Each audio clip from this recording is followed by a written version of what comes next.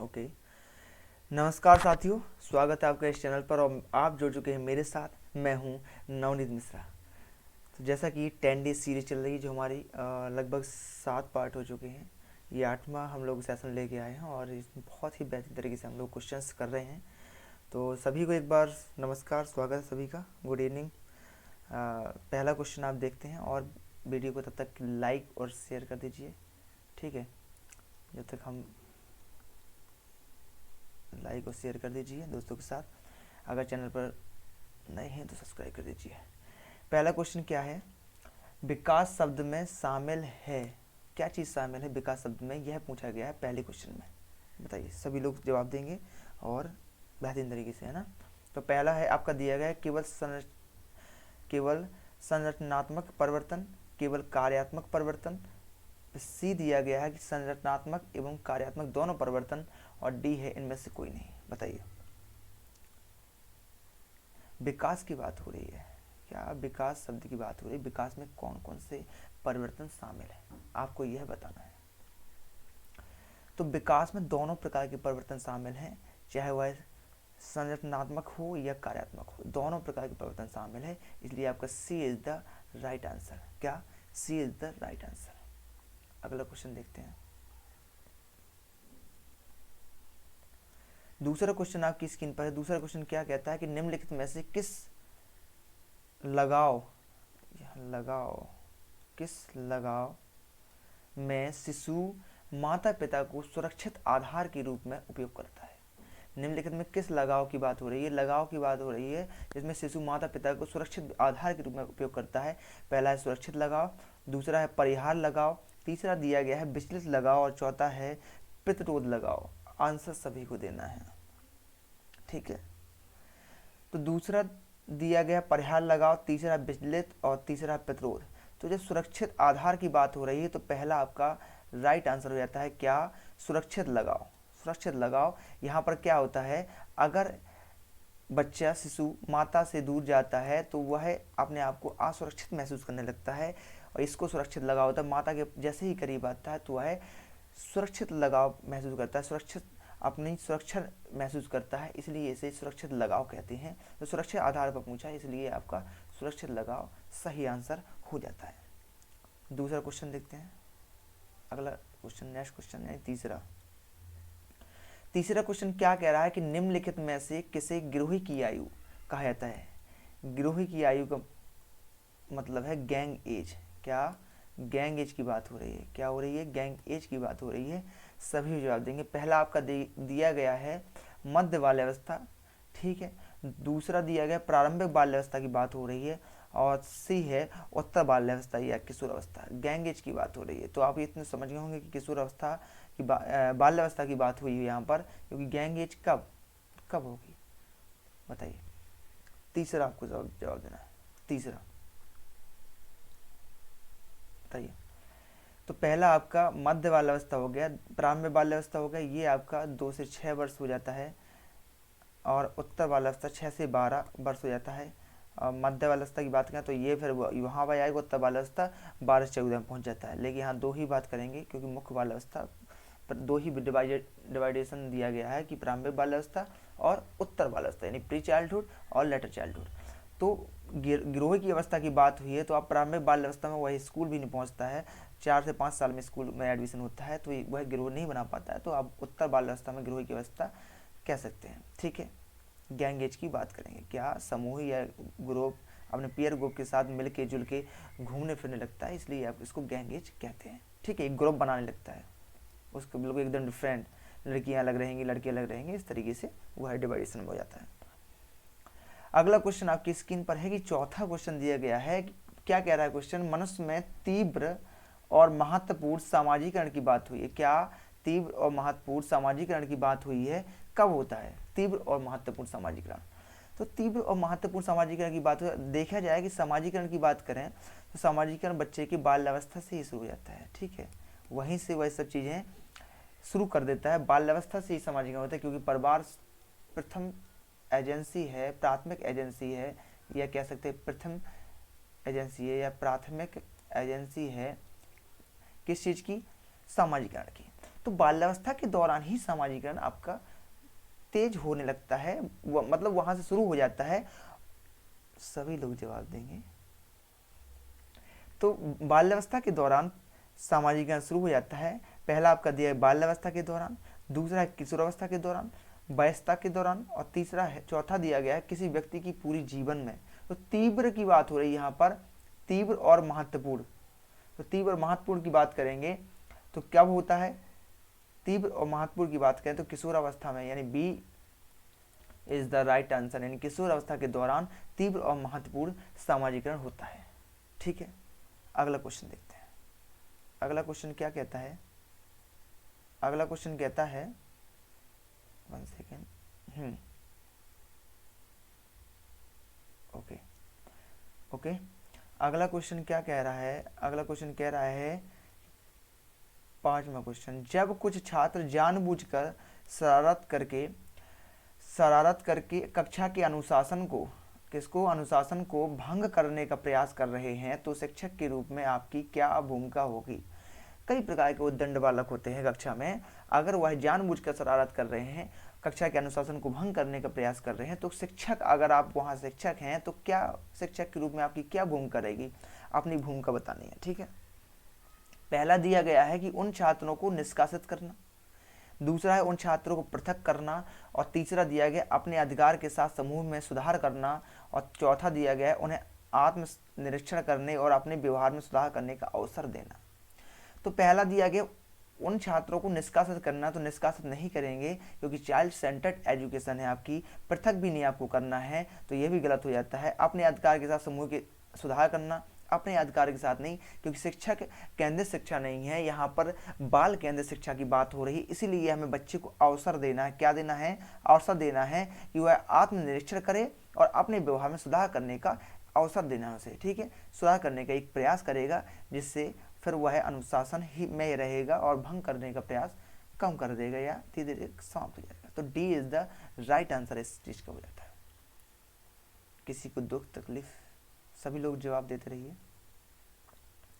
Session को like और share कर दीजिए। महत्वपूर्ण क्वेश्चन है, केवीएस की दृष्टि से, प्राइमरी की दृष्टि से और भी महत्वपूर्ण हो जाते हैं।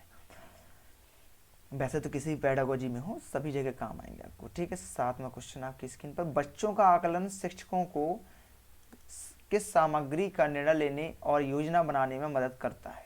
बच्चों के आकलन की बात हो रही है कि शिक्षकों को किस सामग्री के निर्णय लेने और योजना बनाने में मदद करता है। तो पहला दिया गया है आपका FNL पठन और पठन, और दूसरा दिया गया FNL लेखन, FNL अंकगणित और उपरोक्त सभी। तो बच्चों के आकलन शिक्षकों को किस सामग्री का निर्णय लेने और योजना बनाने में मदद करता है, यह आपको बताना है। बताइए, सभी लोग जवाब देंगे, सभी लोग जवाब देंगे।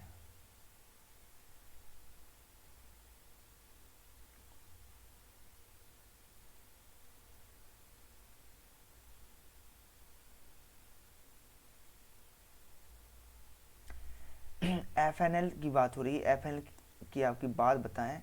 इसका मतलब होता है फंडामेंटल लिटरेसी ऑफ न्यूमेरिकल। ठीक है, क्या होता है, फंडामेंटल लिटरेसी एंड न्यूमेरसी। ठीक है, यह कहाँ होता है भाई यूज, यह होता है आपका 0 से 8 वर्ष में। क्या होता है, 0 से 8 वर्ष में। तो FNL की बात हो रही है, यह पठन में भी लागू होगा, लेखन में भी और गणित में, इसलिए आपका D is the right answer हो जाता है, उपरोक्त सभी। ठीक है, fundamental literacy of literacy and numeracy 0 से 8 वर्ष के बालक के लिए होता है। यहाँ बालक क्या करता है, एक बालक को विचार और सुचारू रूप से एकदम अच्छे वातावरण दिया जाता है, जिससे वह अच्छी चीज़ें कर सके, स्वस्थ वातावरण और चंचल तरीके से उसका विकास हो सके। ठीक है, अगला क्वेश्चन 6वां क्वेश्चन था। ठीक है, 6वां क्वेश्चन था, यहाँ 7वां, अगला क्वेश्चन 7वां है। 7वां क्वेश्चन क्या कह रहा है कि पाठचर्या विकास में विषय वस्तु अधिगम को सुधारने हेतु प्रयोग किया जाने वाला मूल्यांकन कहलाता है। विषय वस्तु अधिगम को सुधारने हेतु प्रयोग किया जाने वाला मूल्यांकन कहलाता है। ठीक है, कौन सा मूल्यांकन है यह आपको बताना है।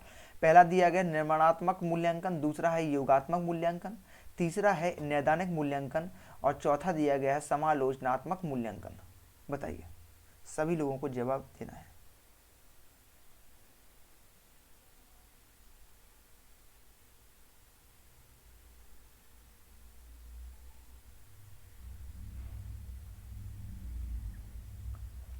मूल्यांकन की बात करें तो मूल्यांकन की प्रक्रिया उस आपके उद्देश्यों और विषय वस्तु के बीच की एक क्रिया होती है, प्रक्रिया होती है, जैसे जो संबंध इन दोनों बनाती है। क्या बनाती है? विषय वस्तु, विषय वस्तु, विषय वस्तु में संबंध स्थापित करती है। ठीक है, तो पाठ्यचर्या विकास में विषय वस्तु अधिगम को सुधारने हेतु प्रयोग किया जाने वाला मूल्यांकन क्या होगा? तो मूल्यांकन की बात करें तो निर्माणात्मक मूल्यांकन, यानी ए इज द राइट आंसर आपको जाता है। निर्माणात्मक मूल्यांकन इसका आंसर हो जाता है। क्या कहलाता है? निर्माणात्मक मूल्यांकन कहलाता है। ठीक है, अगला क्वेश्चन है अर्नेस्ट क्रेस्मर क्रेस्मर द्वारा दिए गए वर्गीकरण के अनुसार यदि कोई व्यक्ति स्किज़ोफ्रेनिया से पीड़ित है तो वह निम्न में से संबंधित है। ठीक है, बताइए, अर्नेस्ट क्रेस्मर के अनुसार की बात हो रही है, तो अगर वह स्किज़ोफ्रेनिया से पीड़ित है तो वह निम्न में से किससे संबंधित है बताना है आपको। पैकनी प्रकार, पैकनी प्रकार, एस्थेनिक है ये क्या है? एस्थेनिक है। एस्थेनिक क्या है? एस्थेनिक टाइप्स या एथलेटिक टाइप्स या डिस्प्लास्टिक टाइप। क्या है? एथलेटिक टाइप या डिस्प्लास्टिक टाइप। बताइए,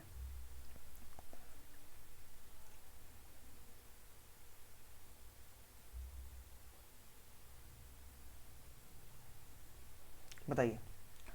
यहाँ अर्नेस्ट क्रेस्मर की बात हो रही है, उन्होंने जो वर्गीकरण किया है उनके अनुसार यदि कोई व्यक्ति स्किज़ोफ्रेनिया, यानी यह एक प्रकार का डिसऑर्डर है, मेंटल डिसऑर्डर है, मनोविकार है, मेंटल डिसऑर्डर है। ठीक है, मनोविकार है, डिसऑर्डर। ठीक है, क्या है?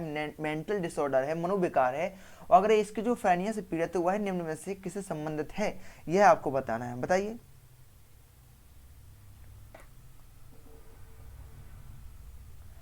तो आपका पहला दिया है पैकनी प्रकार, दूसरा एस्थेनिक प्रकार, तो आपका दूसरा एस्थेनिक प्रकार संबंधित हो जाता है, सही हो जाता है, क्योंकि स्किज़ोफ्रेनिया जो पीड़ित व्यक्ति है वह एस्थेनिक प्रकार का है। किस प्रकार का है?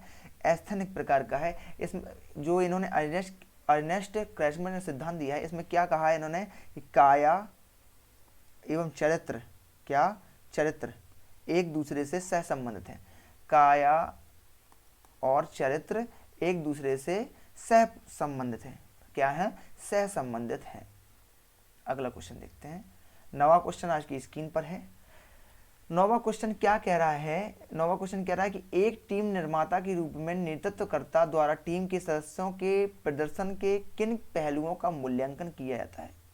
टीम निर्माता की बात हो रही है, नेतृत्वकर्ता के रूप में वह टीम के जो सदस्य होंगे उनके प्रदर्शन के किन पहलुओं का मूल्यांकन करेगा। पहला दिया गया है खुलापन और टकराव, दूसरा है ध्वनि अंतर समूह संबंध, तीसरा है व्यक्तिगत विकास और चौथा है उपरोक्त सभी। सही आंसर आपको बताना है, सही विकल्प कौन होगा, सही विकल्प कौन होगा, बताइए, सही विकल्प कौन होगा। एक टीम निर्माता की बात हुई, एक टीम निर्माता के रूप में नेतृत्व कर द्वारा टीम के सदस्यों के प्रदर्शन के किन पहलुओं का मूल्यांकन किया जाएगा। तो खुलापन, टकराव, ध्वनि अंतर समूह, व्यक्तिगत विकास।